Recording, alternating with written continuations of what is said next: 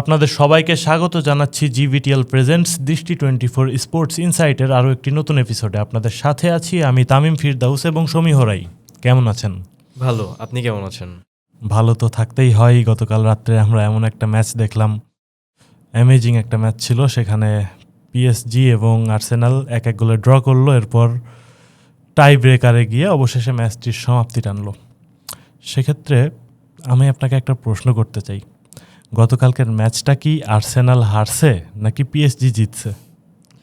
দুটোই সত্যি, কিন্তু আর্সেনাল হেরেছে এবং পিএসজি জিতেছে। এটার মধ্যে পিএসজি জিতেছে এটাকে একটু বেশি প্রাধান্য দিতে হবে আপনাকে, কারণ আপনি যদি দেখেন ম্যাচের প্রথম 6 মিনিটে কিন্তু কাই হাভার্টস একটা দুর্দান্ত গোল করে এবং পরবর্তীতে আমরা দেখেছি 65 মিনিট পর্যন্ত কিন্তু আর্সেনাল লিটারালি 11 ম্যান ডিফেন্স নিয়ে তারা এটাকে আটকে রেখেছিল, কিন্তু আনফর্চুনেটলি তারা 65 মিনিট একটা পেনাল্টি পায় পিএসজি এবং সেখান থেকে ডেম্বেলে হচ্ছে গিয়ে স্কোর বের করে নিয়ে আসে।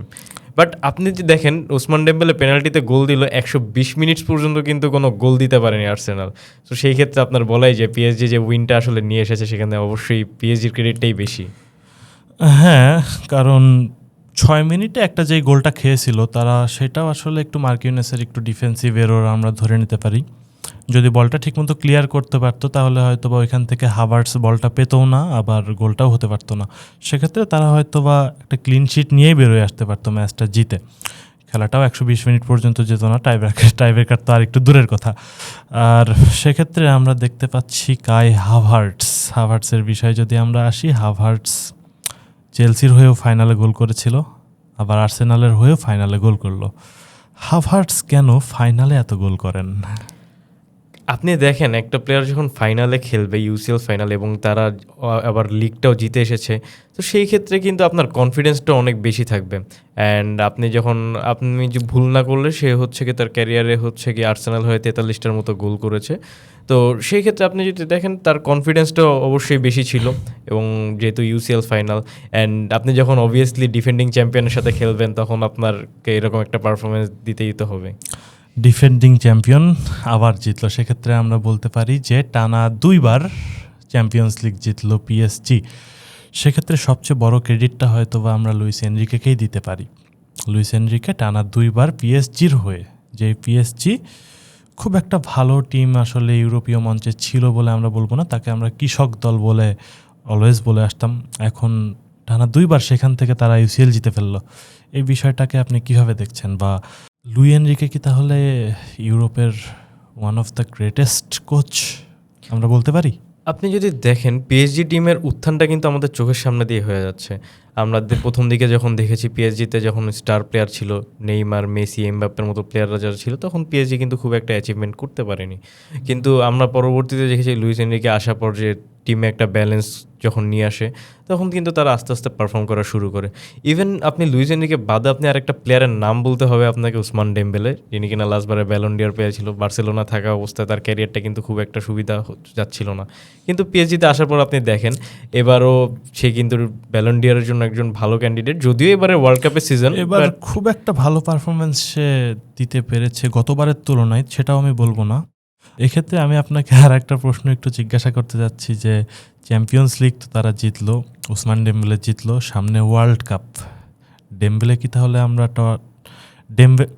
ওসমান ডেম্বেলেকে কি আমরা তাহলে টানা 2বার ব্যালন ডি'র জিততেও দেখতে পারি? হ্যাঁ, এখন আপনি দেখেন ওয়ার্ল্ড কাপের মঞ্চটা বেশ কঠিন আসলে।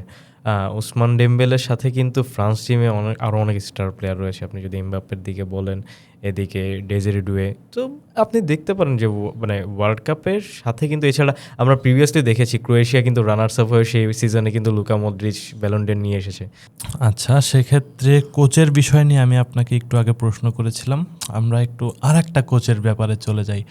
আমরা অলওয়েজ আর্সেনালের যে ট্রাস্ট দ্য প্রসেস, মিকেল আর্তেতার এই কথাটা সবসময় শুনছি, ট্রাস্ট দ্য প্রসেস। আমরা দেখতে পেয়েছি যে লিগে হয়তো বা তারা কোনোভাবে কাজ চালিয়ে নিয়েছে, সেক্ষেত্রে পুরোটা যে তাদের ক্রেডিট বা প্রসেসের ক্রেডিট এমনটা বলা যায় না। কিছুটা ম্যানচেস্টার সিটি যে ফাম্বেল করেছে সেটার ক্রেডিটও দিতে হবে। এই ট্রাস্ট দ্য প্রসেস কি তাহলে শুধু লিগ পর্যন্তই, ইউসিএল পর্যন্ত আসলো না? না, আপনি যদি দেখেন ইউসিএলে কিন্তু আর্সেনাল এই সিজনের প্রথম যে হারটা সেটাই কিন্তু পিএসজির সাথে ফাইনালে হলো। তারা কিন্তু পুরো সিজন ধরেই ইউসিএলে কোনো ম্যাচে হারেনি। সো সেই ক্ষেত্রে আপনার প্রসেসের কথা যদি চলেই আসে, তারা 22 বছর পর তাদের প্রিমিয়ার লিগ ট্রফিটা জিতেছে। তারা তাদের কাঙ্ক্ষিত চ্যাম্পিয়ন্স লিগ ট্রফির জন্য অলমোস্ট চলে গিয়েছিল, বাট আনফর্চুনেটলি সেটা পেনাল্টিতে যায়, তাদের লাকটা ফেভার করেনি। কিন্তু যেহেতু আপনি একটা লম্বা প্রসেস নিয়ে যখন কাজ করবেন, তখন আপনার নিজের সাথে আপনার প্লেয়ারদের উপরও ভরসা করতে হবে। দেখেন, আপনি কালকে যদি বলেন গ্যাব্রিয়েল ম্যাগালেস পেনাল্টিটা মিস করেছে, কিন্তু আপনি যদি দেখবেন গ্যাব্রিয়েল ম্যাগালেস এবং সালিবাকে আপনি যদি বাদ দিয়ে দেন, তাহলে কিন্তু তাদের আসলে প্রিমিয়ার লিগ জিতে যাওয়া কিংবা চ্যাম্পিয়ন্স লিগ ফাইনালে আসা, ফাইনালে একদম 120 মিনিট পর্যন্ত সার্ভাইভ করাটাও বেশ ডিফিকাল্ট হয়ে যেত। হ্যাঁ। তো সেই ক্ষেত্রে তারা যে ডিফেন্সিভ ফুটবল খেলে আসছে, আমার কাছে মনে হয় যে না, তারা অ্যাকচুয়ালি তাদের সাকসেস রেটের দিকে বেশ ভালোভাবে এগিয়ে যাচ্ছে। আচ্ছা, সেক্ষেত্রে আমি আসলে আরেকটা প্রশ্ন করতে যাচ্ছি আপনাকে। আমরা দেখেছি যখন পিএসজিতে Mbappe, Neymar, Messi, Di Maria বা আরও অনেক ভালো তারকা ছিল, তারা যখন ছিল, এত তারকাবহুল দল নিয়েও কিন্তু পিএসজি চ্যাম্পিয়ন্স লিগে কিছু করতে পারে নাই। তারা সর্বোচ্চ লিগটাই জিতেছে বা দেশীয় ট্রফি যেগুলো, এগুলো জিতছে। কিন্তু এরা সবাই যখন একযোগে চলে গেল, এরপর থেকে পিএসজির আসলে কি হলো? এটা কি পিএসজির প্লেয়ারদের মধ্যে কোনো চেঞ্জ আসছে, নাকি শুধু কোচ হিসেবে লুই এনরিকেকে এনে বসাই দিল জন্যই হয়ে গেল? আপনি যখন দেখবেন একটা টিমে যখন অল স্টার প্লেয়ার নিয়ে আপনি কাজ করবেন, আপনার সাকসেস রেটটা কিন্তু তখন কিছুটা হলেও কমে আসে। এক থাকে সেখানে টিম কম্বিনেশন, আবার কিছু ইগোস্টিক প্রবলেমও সেখানে কিন্তু দেখা যায়। তো যেখানে আপনার এই ধরনের কম্বিনেশনগুলো মিস হয়ে যাচ্ছে, তো সেই ক্ষেত্রে লুইস এনরিকে এসে কী করলো? লুইস এনরিকে এসে সে সুন্দর মতো একটা ব্যালেন্স টিম রেডি করলো। সে কিন্তু বেসিক্যালি স্টার রেডি করছে, সে কিন্তু স্টার প্লেয়ার নিয়ে কিন্তু দলটা রেডি করেনি, সে স্টার রেডি করছে। কারণ আপনি তাকে যদি আমরা ওই মেসি, এমবাপ্পে, নেইমারের টিমটা দিতাম, সে কি তাহলে ফেল হতো? প্রশ্নটা থেকে যে সে মেসি নেইমারকে সে কোন সিজনে বা কোন সময়ে এসে মেসি নেইমারকে অনেক আগে ইউটিলাইজ করে এসেছে একসাথে, সাথে এমবাপ্পে যোগ হতো, এক্ষেত্রে তার সাকসেসটা কেমন হতে পারতো, বা এমন কি করলে সে আসলে তাদের নিয়ে সাকসেস পেতে পারতো, যেটা আগের পিএসজি কোচগুলো করতে পারে নাই? এটা একটু বলবেন। আচ্ছা, আপনি যদি দেখেন এনরিকে কিন্তু হচ্ছে কি, তার আপনি একটু পার্সোনাল লাইফের দিকে তার যদি তাকাই, সে কিন্তু বেশ আপস অ্যান্ড ডাউনসের পরে এসে তার অ্যাচিভমেন্টগুলো পেয়েছে। অ্যান্ড সে যখন এই প্লেয়ারগুলোকে নিয়ে কাজ করবে, তার প্রিভিয়াসলি এই প্লেয়ারদের নিয়ে কাজ করার এক্সপিরিয়েন্স আছে এবং সে ভালো ভালো অ্যাচিভমেন্টও সে করেছে। কিন্তু আপনি মডার্ন ফুটবলের দিকে আসেন, বর্তমান টাইমে মেসি নেইমার এই প্লেয়ারগুলোকে নিয়ে যখন আপনি আর্সেনালের মতো এগেইনস্টের টিমে খেলবেন, আমার কাছে মনে হয় এটা কিছুটা হলেও ডিফিকাল্ট হয়ে যেত। আচ্ছা, এখন লুইস এনরিকে যেহেতু টানা 2বার চ্যাম্পিয়ন্স লিগ জিতলো পিএসজির, এই মোটামুটি আমরা বলতে পারি যে কৃষক লিগের দল অথবা ভাঙাচোরা একটা দল যারা যেটা ছিল, তাকে কি আমরা পেপ গার্দিওলা বা ওই লেভেলে নিয়ে যেতে পারি, বা ওই লেভেলে আমরা বলতে পারি তাকে? আপনি দেখেন, পেপ গার্দিওলার কিন্তু এই পর্যন্ত আমি যতদূর ভুল না করতে পারি 3টা ইউসিএল ট্রফি জিতেছে, এবং লুইস এনরিকেও হচ্ছে গিয়ে তার বরাবর চলে এসেছে। তো সেই ক্ষেত্রে গিয়ে আপনাকে বলতেই হবে যে লুইস এনরিকে তারকে টক্কর না দিল, তার সমান কিন্তু চলে এসেছে। এখন আমরা দেখতে পাচ্ছি যে ইউরোপে বর্তমানে সেরা দলগুলো বলতে আছে, পিএসজিকে আমরা অবশ্যই টপ 1 নম্বরে রাখবো। আর্সেনাল বেটার ফর্মে আছে, বায়ার্ন মিউনিক অবভিয়াসলি গুড একটা সিজন কাটিয়েছে। আগামী মৌসুমে যদি আমরা চ্যাম্পিয়ন্স লিগের দিকে তাকাই, সেক্ষেত্রে কারা জিততে পারে বা কারা ভালো অবস্থায় থাকবে? এটা আসলে একটু এই মুহূর্তে বলাটা একটু ডিফিকাল্ট, কারণ আপনি দেখেন সামনে যেহেতু বিশ্বকাপ রয়েছে, প্লাস ট্রান্সফার মার্কেটেও আমরা দেখতে পাচ্ছি যে বিভিন্ন রদবদল হচ্ছে। আপনি যদি বার্সেলোনার দিকে দেখেন, তারা হচ্ছে কি অ্যান্থনি গর্ডনের মতো প্লেয়ার সাইন করেছে, এবার জুলিয়ান আলভারেজের মতো প্লেয়ারদের জন্য তারা বিট করতে যাচ্ছে। এছাড়াও আমরা দেখতে পাচ্ছি মাদ্রিদে বা অন্যান্য ক্লাবগুলোতেও তারা কিন্তু সবাই মোটামুটি একটু প্লেয়ার সুইচ করার চেষ্টা করছে, প্লেয়ার বলেন এবং কোচের কথা বলেন। তো আশা করছি যে একটু টাইম লাগবে, বাট ভালো কিছুই হবে। এখানে আরেকটা জিনিস অ্যাড করতে চাই, আমরা কিন্তু অলওয়েজ দেখে এসেছি প্রিমিয়ার লিগ হচ্ছে গিয়ে সবসময় প্রায়োরিটি পেত, কিন্তু প্রিমিয়ার লিগের একটা দলকে হারিয়ে পিএসজি যখন চ্যাম্পিয়ন হয়ে যায়, ইভেন আরেকটা ব্যাপার আপনি লক্ষ্য করবেন, আর্সেনাল কিন্তু পুরো সিজন ধরে কর্নার থেকে ম্যাক্সিমাম স্কোর করে এসেছে, কিন্তু মজার ব্যাপার হচ্ছে পিএসজি কালকে 11টি কর্নার পেয়েছিল এবং আর্সেনাল মাত্র 3টি। তো সেই ক্ষেত্রে কিন্তু আর্সেনাল সাকসেস রেটটা এখান থেকেও কিছুটা কমে এসেছে। যদি তারা আরও বেশি কর্নার পাইতো ম্যাচে, তাহলে হয়তো বা গল্পটা অন্যরকম হলেও হতে পারতো। তবে আমরা সেক্ষেত্রে একটু আরেকটা টপিকে আমি আপনাকে জিজ্ঞাসা করতে চাই যে আর্সেনাল যে গতকালকের ম্যাচটা হারলো, এই হারের পর মানে এটা কি তাদেরকে অনেক লম্বা সময় পীড়া দিবে যে আমরা ফাইনালে এত কাছাকাছি গিয়েও আমাদের লাইফের প্রথম ইউসিএলটা জিততে পারলাম না, নাকি তারা আগামী সিজনে খুব ভালোভাবে কামব্যাক করে ইউসিএলটা আবার জিতে নেবে? আপনি যদি প্রিভিয়াস সিজনগুলোর দিকে লক্ষ্য করেন, আর্সেনাল কিন্তু প্রিভিয়াস সিজনগুলোতে খুব একটা খারাপ করছিল না। তারা খারাপ করছিল না, কিন্তু লাস্ট স্টেজে এসে বোটল করে যাচ্ছিল। এক্স্যাক্টলি, তারা প্রিমিয়ার লিগে অলওয়েজ হচ্ছে গিয়ে লাস্ট 3 সিজন ধরে আমরা দেখেছি যে তারা 2 নম্বরে শেষ করছে। আবার আমরা দেখেছি চ্যাম্পিয়ন্স লিগেও মোটামুটি তারা নক আউটে যে একটা মোটামুটি পারফরমেন্স করে তাদের বের হয়ে যেতে হচ্ছিল, কিন্তু এই সিজনে এসে তারা ফাইনাল পর্যন্ত খেলেছে। বাট আমার কাছে মনে হয় তারা যদি তাদের এই প্রসেসটা কন্টিনিউ করে এবং তাদের কিছু টেকনিক্যাল অবভিয়াসলি ইমপ্রুভমেন্ট দরকার, না হলে তারা তো অবভিয়াসলি ট্রফিটা পেয়ে যেত।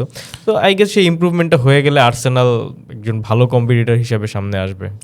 আচ্ছা, সেক্ষেত্রে আমি আপনাকে আর একটা টপিক এনে শেষ করতে চাচ্ছি যে আগামী সিজনে Barcelona, Real Madrid, Manchester city, Arsenal, PSG, Bayern Munich, এদের মধ্যে কোনো দল কি আবার চ্যাম্পিয়ন্স লিগ জিততে পারবে? আপনি যে নামগুলো বলেছেন এগুলো কিন্তু সবই বড় বড় নাম। তো প্রিভিয়াসলি যদি দেখেন এই নামগুলোর ভিতরে কিন্তু চ্যাম্পিয়ন্স লিগগুলো ঘুরছিল। এখন আপনি দেখেন, আমি বলবো যে প্রিমিয়ার লিগ কিন্তু অলওয়েজই বেটার ছিল যে কোনো টুর্নামেন্ট থেকে অবভিয়াসলি। এখন যদি আমার লা লিগা বা অন্যান্য লিগগুলোতে ওই লেভেলের প্লেয়াররা তারা সাইন ইন করতে পারে অথবা খেলার ধরনটাও কিছুটা চেঞ্জ চলে আসে, তাহলে অবভিয়াসলি সেখান থেকে আমরা হয়তো নতুন চ্যাম্পিয়ন দেখতে পারবো। আমরা একটু লা লিগার দিকে যদি আসি, লা লিগাতে আমরা বার্সেলোনা এবং মাদ্রিদকে অলওয়েজ টপ প্রায়োরিটি হিসেবে রাখবো। সেখানে মাদ্রিদের নতুন কোচ এসেছে, সে কি করতে পারবে তাকে একটু সময় দিতে হবে হয়তোবা। বার্সার টপিকে যদি আমি আসি, বার্সা এতদিন পর থেকে আমরা দেখতে পাচ্ছি যে রিসেন্ট টাইমে প্লেয়ার কেনা বেচার দিকে একটু ভালো মতো নজর দিচ্ছে। তারা অ্যান্থনি গর্ডন যাকে কিনেছে বললেন, ভালো একটা উইঙ্গার আলভারেজের দিকে নজর দিচ্ছে। কিন্তু আলভারেজের টপিক যখন আসে, আমি একটু খোঁচা মারতে চাই বার্সা সাপোর্টার যারা আছেন তাদেরকে। আমি গতকালকে একটা ভিডিও দেখছিলাম যে অ্যাথলেটিকো মাদ্রিদের পেজ থেকে পোস্ট করা হয়েছে যে একটা সিংহ দৌড়ায় আসতেছে। সিংহ দৌড়ায় এসে যখন জঙ্গলের মধ্যে একটা ভ্যানের মধ্যে অনেকে বসে থাকে, দৌড়ায় যখন ভ্যানটার কাছে আসলো, তখন একটা লোক এরকম করে সিংহর মুখ থেকে মুখোশটা আর কি তুলে নিল। তখন দেখা গেল যে সেটা একটা কুকুর। তো অ্যাথলেটিকো মাদ্রিদ এমনভাবে পোস্ট করেছে, যখন সিংহটা দৌড়ে আসছিল, সিংহর গায়ের উপরে বার্সেলোনার একটা লোগো, যখন আর কি মুখোশটা তুলে নিল, যে মুখোশটা তুলে নিচ্ছে তার মুখের উপর একটা অ্যাথলেটিকো মাদ্রিদের লোগো। সেক্ষেত্রে হয়তো বা বার্সাকে ছোটোখাটো একটা খোঁচা অ্যাথলেটিকো মাদ্রিদ দিচ্ছে, আরও দিচ্ছে বা দিতে থাকবে হয়তো বা যতদিন তারা আলভারেজের টপিকটা শেষ করতে না পারছে। হ্যাঁ, আপনি দেখেন অ্যাথলেটিকো মাদ্রিদের বর্তমান স্টার প্লেয়ার কিন্তু জুলিয়ান আলভারেজ। সো সেই ক্ষেত্রে হচ্ছে গিয়ে বার্সেলোনা যখন তাকে বিট করতে যাচ্ছে, অ্যাথলেটিকো মাদ্রিদের কিছুটা হলেও কিন্তু গায়ে লাগবেই। তো সেই জন্য এবং বার্সা কিন্তু তার জন্য কম টাকাও বিট করছে না, 130 মিলিয়ন পর্যন্ত গিয়েছে। এখন পর্যন্ত তারা বলছে যে তারা আলভারেজকে বিক্রি করবে না, এখন দেখা যাক। এছাড়া আপনি যদি দেখেন প্রিমিয়ার লিগেও কিন্তু এখন বেশ রদবদল হচ্ছে। সেখানে আমরা দেখেছি লিভারপুলের আর্নে স্লটকে তারা স্যাক করে দিয়েছে। আবার চেলসিতে জাভি আলোনসো আসে, যদিও চেলসি হচ্ছে কি নেক্সট সিজন কোনো লিগে কোনো টুর্নামেন্টে খেলবে না আর কি। তো এখন দেখা যাক তারা আর কি কারা সামনের বার চ্যাম্পিয়ন হতে পারে, অথবা পিএসজি কি টানা 3বারের জন্য তাদের ট্রফি ধরে রাখতে পারবে তারা ধরে রাখতে পারে কিনা। এখন let's hope for the best. তো আজকের মতো এ পর্যন্তই ছিল আমাদের দৃষ্টি 24 স্পোর্টস ইনসাইডের এপিসোডটি। আগামীতে আমরা আবারও ফিরে আসবো আপনাদের মাঝে নতুন কোনো এপিসোড নিয়ে। ততক্ষণ পর্যন্ত আমাদের সঙ্গে থাকবেন, ভালো থাকবেন, ধন্যবাদ।